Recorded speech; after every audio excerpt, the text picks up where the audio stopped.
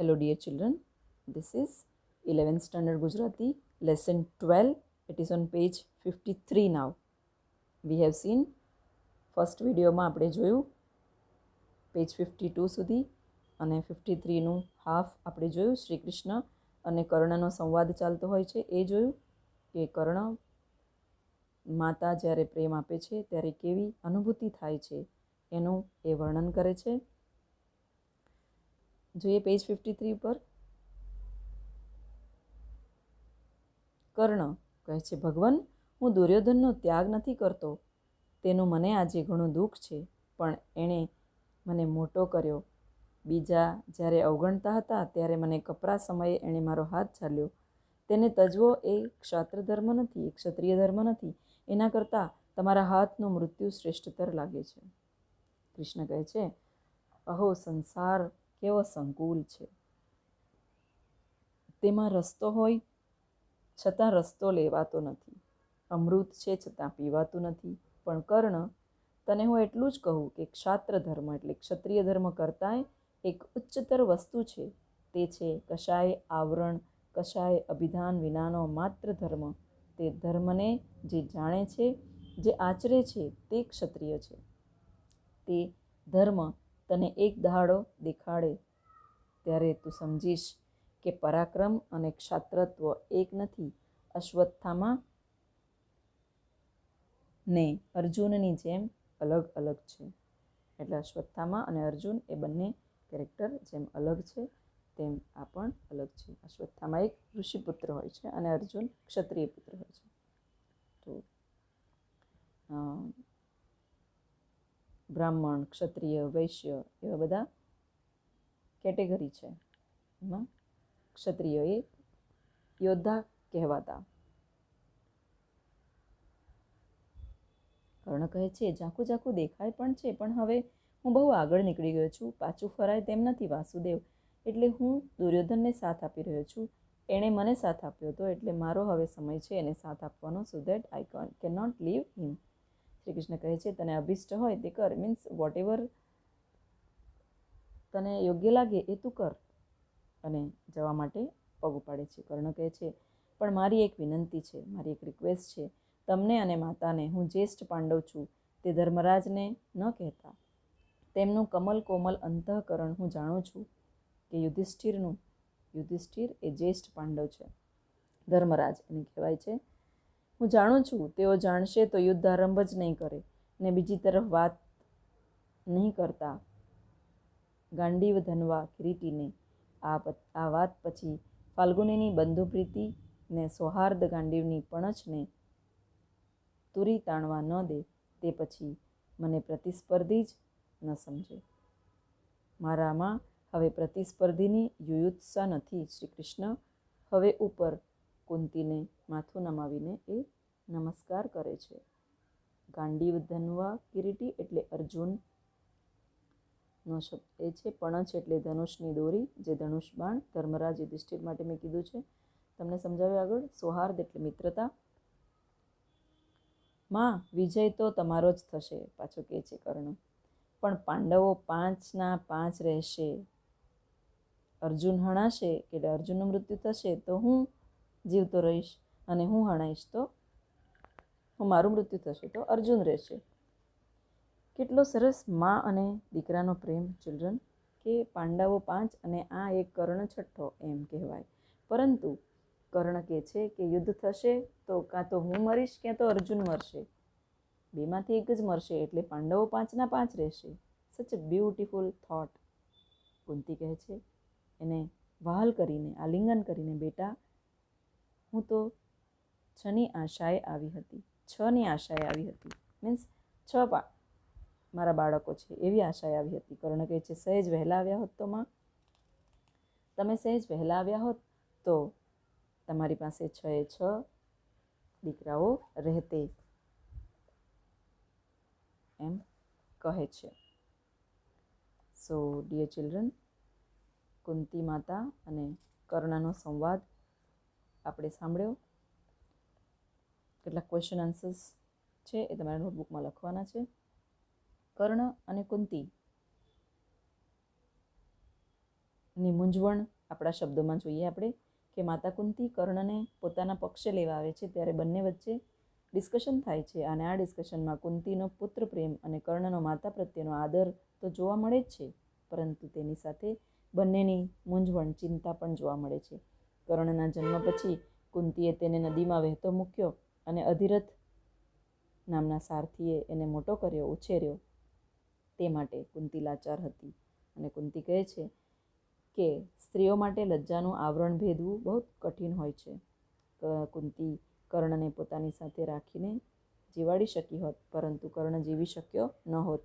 એનો ત્યાગ કર્યો ત્યારે જ એને જીવનદાન મળ્યું એમ કુંતીનું માનવું છે.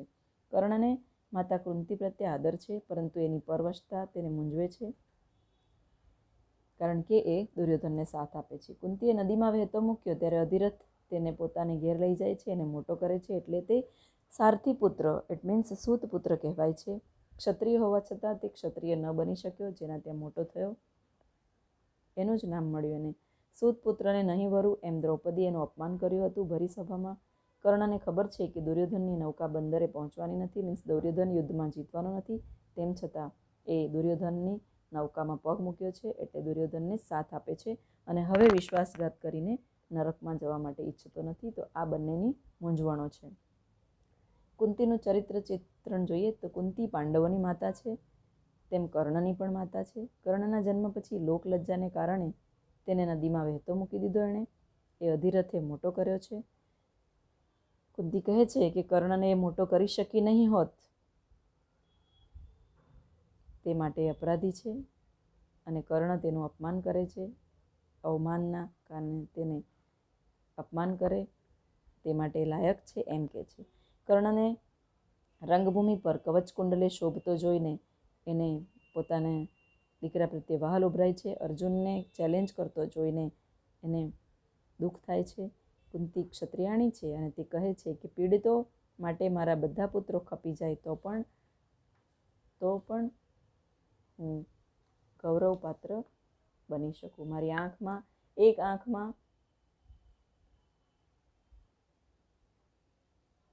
એક પણ આંસુ આવતે નહીં, કે મારા એક આંખમાં અમૃત છે અને બીજી આંખમાં વિષ છે, ઝેર છે. કર્ણ ક્ષત્રિયોનો દાતા છે, નહીં શ્રોત્રિયોનો દાતા છે. કર્ણ એ શ્રોત્રિયોનો દાતા છે. શ્રોત્રિયો એટલે જે વેદ અભ્યાસ કરેલો એ, અને રાજવીઓનો રક્ષક છે, ધનુર્ધારીઓનો શિરોમણી છે. એમ કુંતીને આનંદ થાય છે અને કર્ણના મુખથી મા શબ્દ સાંભળીને કુંતીને શાંતિ મળે છે. માતૃપ્રેમ, કુંતીનો માતૃપ્રેમ. કુંતી ફક્ત પાંડવની જ માતા નથી, કર્ણની પણ માતા છે. પાંડવો અને કૌરવો વચ્ચે યુદ્ધ થવાનું હોય છે ત્યારે માતા કુંતી કર્ણને પોતાના પક્ષમાં બોલાવે છે, પરંતુ કર્ણના જન્મ પછી કુંતી લજ્જાને કારણે એને નદીમાં વહેતો મૂક્યો હતો. તેથી કર્ણ સૂતના ઘરે મોટો થયો, સૂતપુત્ર કહેવાયો, સારથીપુત્ર કહેવાયો. કર્ણને પોતાની પાસે રાખીને પણ તે જીવાડી શકી ન હોત, તેથી કર્ણના ત્યાગમાં જ માતા એને જીવનદાન આપ્યું એમ સમજે છે. કુંતીનું માતૃહૃદય એ કર્ણને રંગભૂમિ પર કવચ કુંડલે શોભતો જોઈને ખુશ થાય છે, પરંતુ અર્જુનને પડકારતો જોઈને માતા કુંતીને દુઃખ થાય છે અને એક બાજુ એના મુખે મા શબ્દ સાંભળીને એને શાંતિ પણ મળે છે. કર્ણનું પાત્રલેખન કરવું હોય તો કર્ણ એક સૂર્યપુત્ર, કુંતી તેની માતા છે. તેના જન્મ પછી કુંતી લોકલાજને કારણે એને નદીમાં વહેતો મૂકી દે છે. અધિરથ તેને પોતાના ઘરે લઈ જાય છે, મોટો કરે છે. સૂતપુત્ર કહેવાય છે. સૂર્ય તરફથી એને કવચ કુંડલ મળેલા હોય છે, એ એની રક્ષા કરે છે. જે તેની રક્ષા કરતા હતા માતા કુંતી તેને પાંડવોના પક્ષે લેવા આવે છે, પરંતુ એ સાંભળતો નથી, કારણ કે એણે દુર્યોધનને સાથ આપ્યો છે. દુર્યોધન પાસે એ છે અને દુર્યોધન જીતવાનો નથી યુદ્ધમાં એવું એને ખબર છે, તો પણ એ એને જ સાથ આપે છે કે હવે મારે મિત્રતામાં વિશ્વાસઘાત કરવો નથી. એટલે કર્ણ અને દુર્યોધનની મિત્રતા હોય છે. અને દુશાસન એ દ્રૌપદીનું વસ્ત્રાહરણ કરે છે ત્યારબાદ જ્યારે કર્ણને સ્વીકારવાનો સમય આવે છે ત્યારે એ ના પાડી દે છે કે હું આવા સૂત પુત્રને વરતી નથી એમ કહે છે. કર્ણની લાચારી તથા દુર્યોધનની વફાદારી. આપણે જોયું કે સૂતપુત્ર છે એનું અપમાન થયું હોય છે. દ્રૌપદીએ નું અપમાન કર્યું હોય છે સ્વયંવરમાં. સૂતપુત્રને નહીં વરું એમ કીધું હોય છે. બીજી બાજુ અવગણના કરી અને કઠિન સમયે દુર્યોધનનો હાથ પકડ્યો હોય છે. દુર્યોધને એનો હાથ પકડ્યો હોય છે. તેથી દુર્યોધને ભીષ્મ, દ્રોણ, કૃપાચાર્ય કરતાં કર્ણ પર વધારે વિશ્વાસ છે દુર્યોધનને. આથી કર્ણને ખબર હતી કે દુર્યોધનની નૌકા બંદરે પહોંચવાની નથી, મીન્સ જીતવાનો નથી, એટલે એનો સાથ છોડવો જોઈએ નહીં. એમ દુર્યોધન પ્રત્યે એ વફાદાર રહે છે. ધર્મ વિશે શ્રી કૃષ્ણ કર્ણને શું બોધ આપે છે? તો કહે છે કે ક્ષાત્ર ધર્મ કરતાં ઉચ્ચતર વસ્તુ છે કે કશાય આવરણ, કશાય અભિધાન વિનાનો માત્ર ધર્મ. તે ધર્મને જે જાણે છે, આચરે છે, તે જ ક્ષત્રિય છે. સો ડિયર ચિલ્ડ્રન, કર્ણ એ મોટો દાનવીર હતો એમ આપણે ભણ્યા છે, આપણે જાણીએ છીએ.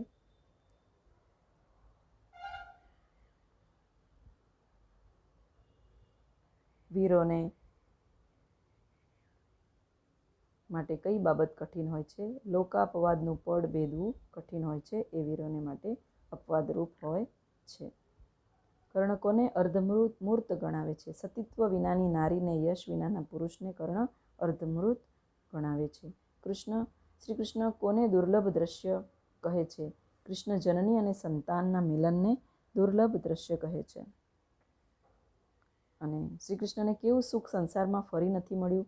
કંસ વધ કરીને જ્યારે તેમણે માતા પિતાને બંધનમાંથી મુક્ત કર્યા કંસના, ત્યારે દેવકીએ એમને વહાલ કર્યું.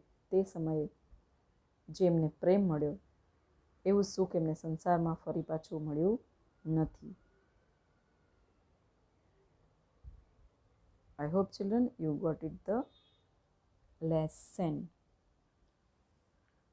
એક બીજો પ્રશ્ન જોઈ લો. કર્ણ કુંતીને પાંડવોના 5ના 5 જ રહેશે એમ કેવી રીતે કહે છે? કે કુંતીને પાંડવો 5ના 5 રહેશે એમ કહે છે. જ્યેષ્ઠ પુત્ર પાંડવ છે, તે જ્યેષ્ઠ પાંડવ છે. તેથી એટલે યુધિષ્ઠિર પહેલાં જ આનો જન્મ થયો હતો કર્ણનો. એટલે આમ પાંડવોમાં મોટો યુધિષ્ઠિર છે. તેથી અર્જુનનો જો મૃત્યુ થશે તો પોતે જીવતો રહેશે, કેમ કે બંને સામસામે હતા, કર્ણ અને અર્જુન, યુદ્ધમાં. સો દેટ કર્ણનું મૃત્યુ થશે તો અર્જુન રહેશે. એટલે 5ના 5 તમારા પુત્રો રહેશે એમ માતા કુંતીને સાંત્વના આપે છે.